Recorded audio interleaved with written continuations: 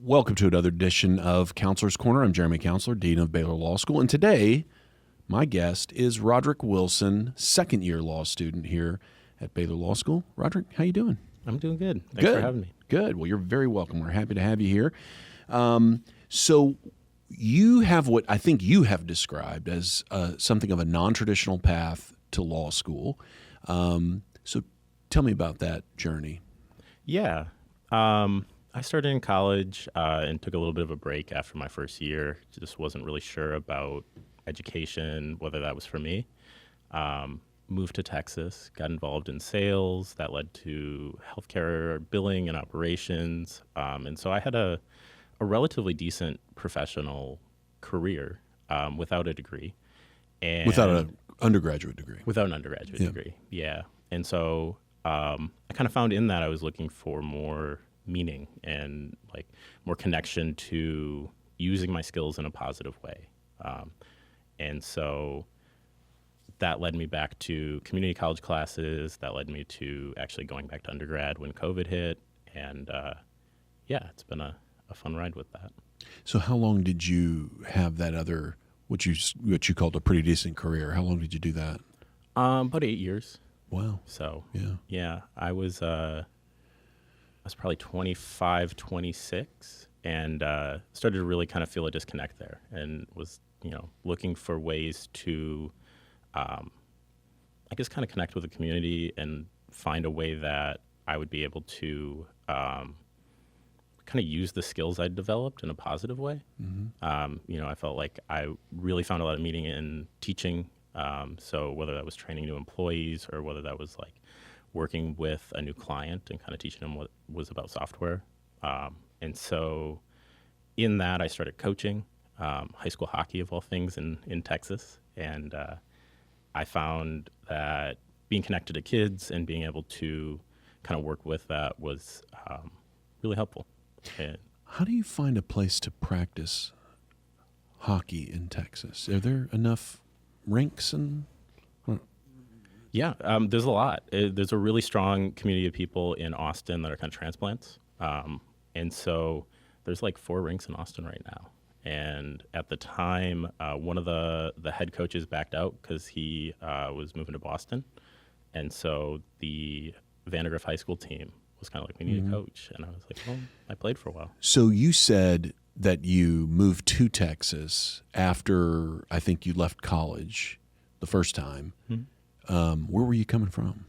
I was born and raised in Wisconsin. Okay. Yeah. Okay. So you grew up, I guess, playing hockey. I have played hockey since I could walk. Yeah. Really? Yeah. Very cool. Very cool. Okay. I want you to, and by the way, your journey may be often characterized as non-traditional, but we have a lot of students here who had another career. And, some students took a year or two to do something else between college and law school. And then some they've been in school since they were in kindergarten and they, come straight through. But I think it gives the students like you who did have a career, it gives them kind of a perspective on things that maybe some of the legal cases they read doesn't seem so abstract, that there's more concrete. I'm wondering if you think your career has helped you at all in law school.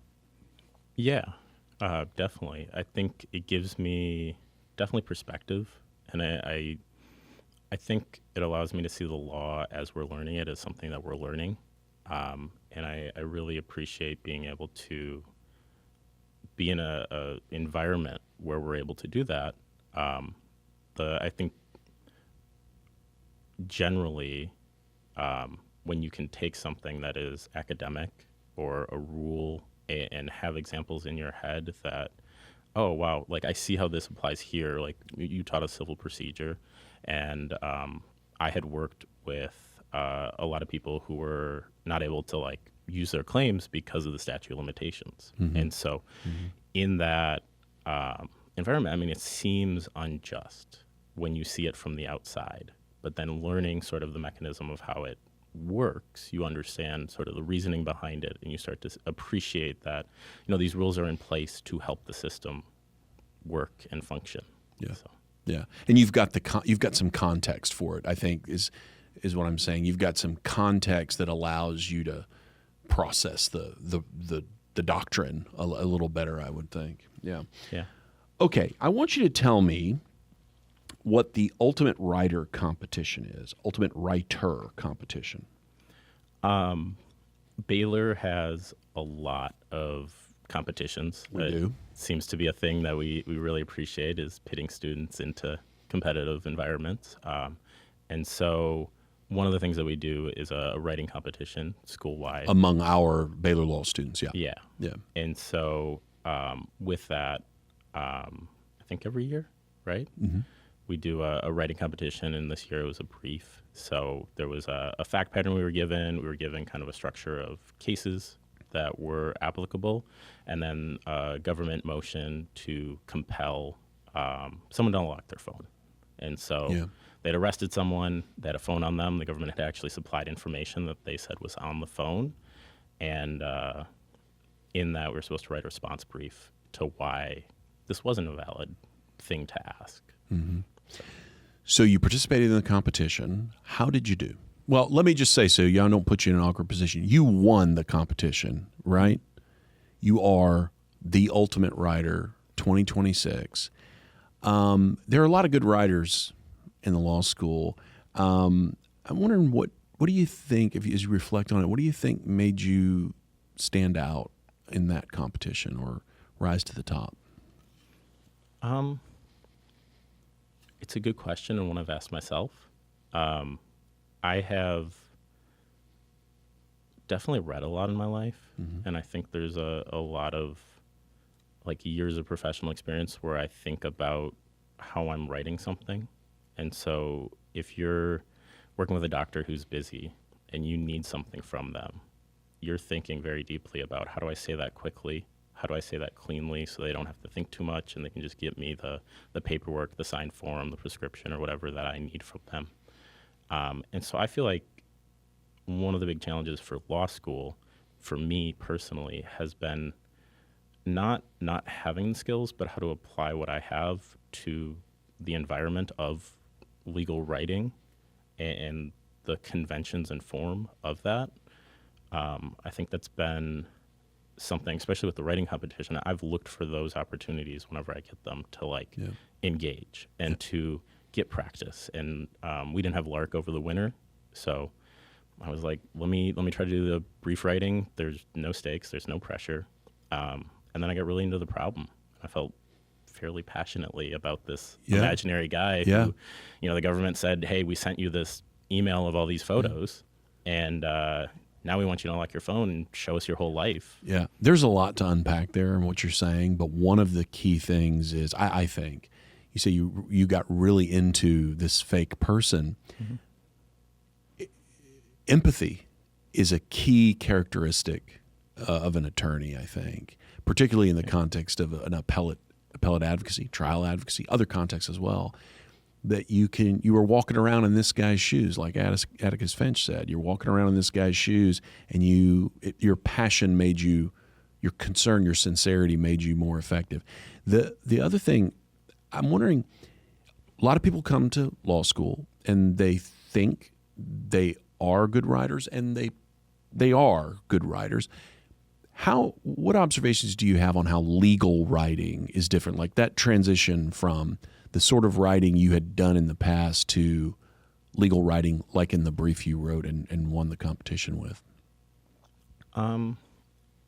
It feels very constraining at first. I think there are, like I said, conventions. Like there are definite forms of how you want to write, the structure that is expected for a brief, the formality, like the sort of tone and voice. But I think once you get in there, there's actually a lot of freedom to be creative. Yeah. To maybe use another analogy, it's like if you're good at playing classical guitar and all of a sudden you decide to pick up rock, like you have to learn what that form is and how to play with a band that maybe you haven't before. But I think the skills are still there. And so applying those in that way, you can find the same level of creativity. Yeah. I mean, we look at Van Halen or someone who I'm sure could pick up a classical piece and play canon in D. So, yeah, it's a good analogy. Okay, I want to talk about what you did over spring break, which was recent as we're recording this. What did you do? We went as a group through Baylor, I think through Big Baylor, to the Fred Gray Symposium in Alabama. Fred Gray was a civil rights leader. He was the attorney for Martin Luther King and Rosa Parks, Claudette Coleman, so several other people in the civil rights movement of the 1950s and 60s.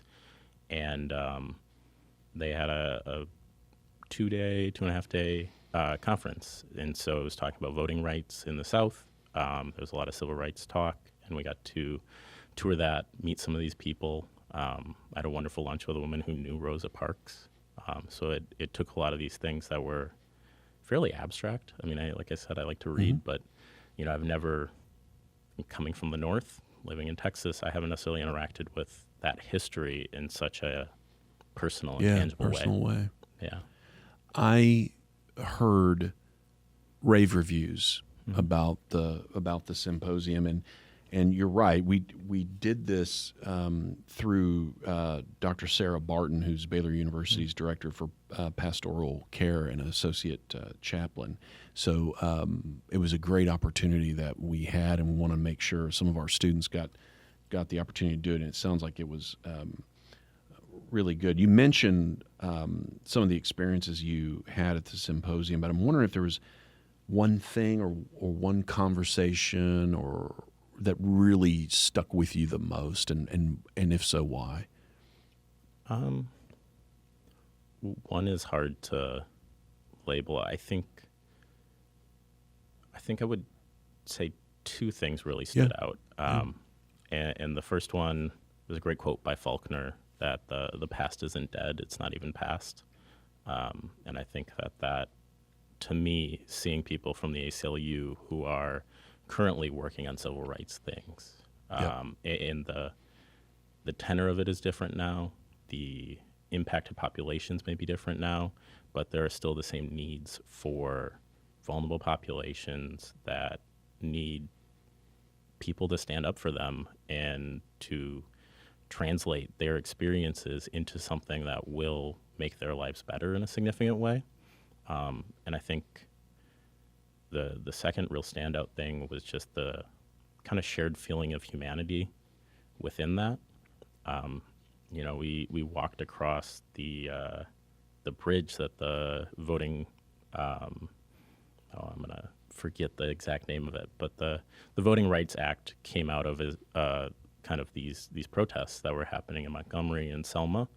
And so there was a march in, I believe, 1965 that kind of ended in violence, people being beaten. And we walked across that bridge, got to see... Are you talking about the Pettus Bridge? Edmund Pettus Bridge. Yeah. And got to see the photos of, people being just clubbed and sprayed and all of these things that, not to venture into too dangerous a territory, we've seen somewhat recently in our own country again. And I think the thing that is, I'm still grappling with it in some ways, is just the lack of humanity it takes to do that. Yeah. And so, You talked earlier about, your decision to leave the career you had and find something more meaningful and maybe something that can have more of an impact in serving in your community, and you're in the right profession for that if you've got a heart to help with the sorts of things you were just mentioning. One of the things I hope that no law student leaves Baylor without knowing is that what we believe is that serving is the thing that every lawyer must do. And yes, serve your clients, but also serve your community and try to leave it better and the profession better than when you found it. Okay. Can I tag on that? Sure.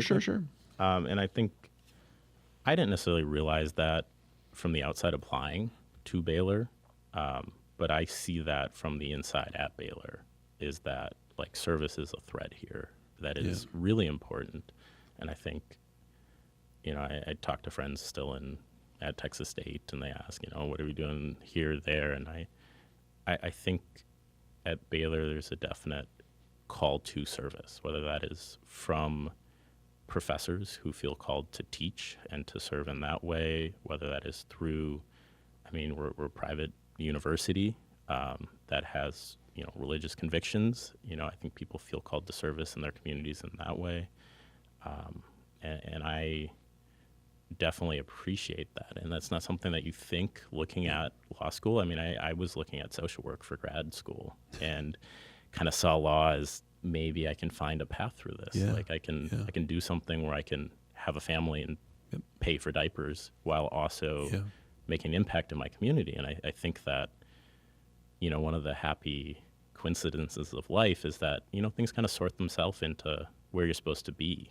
I reread one of my application essays and it was kind of like, well, yeah, I can see why, that connected with people here. Yeah. And I think that, I wouldn't have known that, 2 years ago applying to law schools, but I'm glad that it's worked out that way.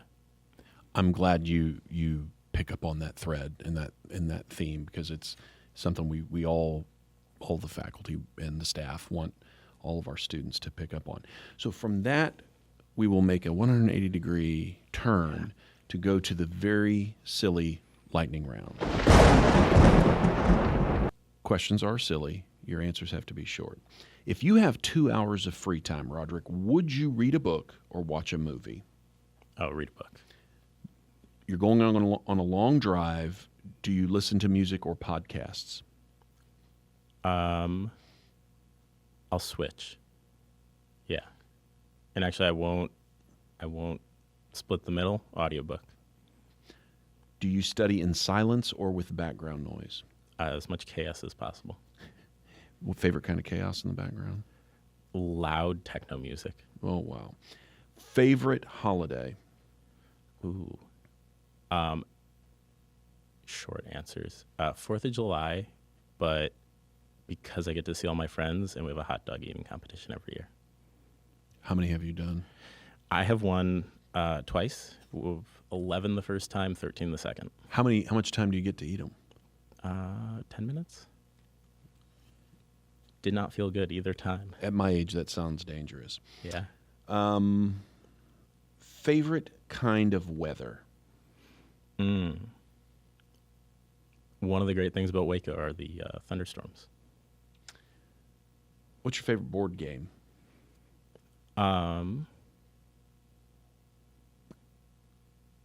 Risk? Concert or sporting event? Sporting event. You're going to the airport. Are you getting there early or just in time? Early and then reading in the terminal somewhere. Big group gathering or a small circle? Small group. Cook at home or go out to eat? Cook at home. Okay, you've passed the lightning round. I understand you may have a question for me. Yeah. Let me see here. So I told Nancy I want to make you work for a little bit. So outside of the Bible. Producer Nancy McCann. Yes. Outside of the Bible, what book has had the largest impact on you in your life? I'm glad your question assumes that I would have said Bible. I appreciate that. Otherwise, what do you say, largest impact on my life? Yeah. So Tyler Cowen has a concept called quake books that, like, kind of living through an earthquake, you never quite view the ground the same way. Yeah. I think I like to think about books being able to change someone's life like that. Mm-hmm. And so I'm curious if you have any that you've read that. I'm going to give you two answers to that question. Another student asked me recently, I think the question was favorite novel, and I have a different answer for that. But Quake book, mm-hmm. I would say probably something by C.S. Lewis, and I'd hesitate to choose between them, but probably Mere Christianity. I think that did change the way I see my own faith quite a bit. But I'm going to give you a different answer because this is a book I just finished. It came out about 15 years ago, and it's called Empire of the Summer Moon Yeah. by S.C. Gwynn, and I read that over spring break and just thoroughly enjoyed it. Have you read that one? Yeah. It's outstanding. Yeah, it's outstanding. Finals for the Pulitzer Prize, Yep. at that time. And I just thought it was eye-opening. And you mentioned earlier, history isn't prologue. It's not even, whatever, the history isn't prologue. It's not even past. That book really drove that point home to me, where all of these events, the book is about the 40-year war between white settlers and the Comanche tribe, mostly in Texas, but across the southern plains. And to hear the place names where these events happened, I mean, I'm there all the time. And so that book breathed life into a lot of these places that I visit in Texas quite a bit. And so I highly recommend that book. Yeah. Yeah. I thought it was a really stunning portrayal of sort of how an era ends, right? Like Yeah. We have the summer moon. It's the last moon of the summer. Things are changing. Seasons are changing. And I thought it was a really beautiful portrayal of And it's sort of sweeping in the sense of, as you said, it's collision of civilizations, each one not really understanding the other at all. Yeah. And so it's that story, and it's the story of the Comanche tribe, but it's also a story of this young woman who is taken in, daughter of white settlers taken into the Comanche tribe, Cynthia Ann Parker, who marries a Comanche chief and then has 3 children, and one of them is Quanah Parker, the only person ever to be chief of all of the Comanche. And it's just a stunning book. It was fantastic. You might like Patrick Radden Keefe. He has a couple like that. Empire Pain is about Purdue Pharma. Similar, like sweeping, but really well written, really good. Yeah. So, yeah. Roderick, this has been great. Thank you very much. Thank you.